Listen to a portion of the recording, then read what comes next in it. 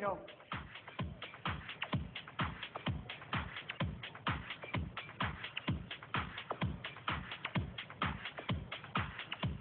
என்கிட்ட ஒரு அவார்டு கொடுத்தீங்கன்னா இந்த அவார்டை நிச்சயமா யாருக்கு கொடுப்பேன்னா அங்க இருக்க ரசிகர்களுக்கு மட்டும்தான் கொடுப்பேன்.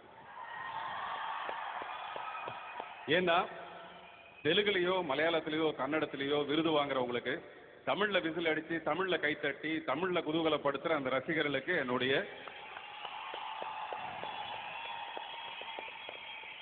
இளைய தளபதி விஜயோட ரசிகர்கள் எவ்வளவு புத்திசாலின்னு ஒரே ஒரு சின்ன இன்சிடென்ட்.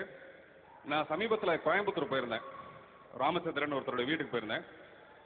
அப்போ ஏதோ ஒரு அவார்டை டிவியில் காமிச்சிட்டு இருக்காங்க. எல்லா அவார்டும் நிறைய அவார்டு விஜய் மற்றவங்களுக்கு கொடுத்துட்டு இருக்கார தவிர விஜய்க்கு யாருக்குமே அவார்டு கொடுக்கல. விஜய்க்கு யாரும் கொடுக்க மாட்டேங்கிறாங்க. அந்த பையன் ஒரு 5 வயசு பையன் விஜயோட பயங்கர ஃபேனு. அவங்க அம்மா என்ன சொல்றாங்கன்னா சும்மா அவனை வெறுப்பேற்றுறதுக்காக என்னடா எல்லா அவார்டும் விஜய் கொடுக்குறாரு தவிர விஜய்க்கு யாருமே கொடுக்க மாட்டேங்கிறாங்கடா அப்படின்னா அந்த பையன் முகம் அப்படியே ஒரு மாதிரி சுண்டி போச்சு.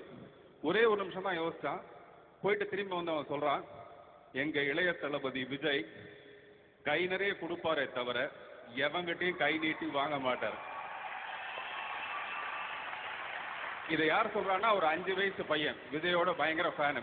ஆக்சுவலா அந்த ஷோல என்ன நடந்ததுன்னா கடைசியில பெஸ்ட் ஆக்டர் அவார்டு கடைசியில விஜய் கொடுத்தாங்க.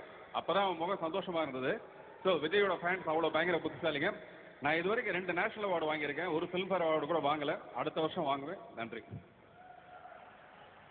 The award goes to Malayali ஜோதியாளி.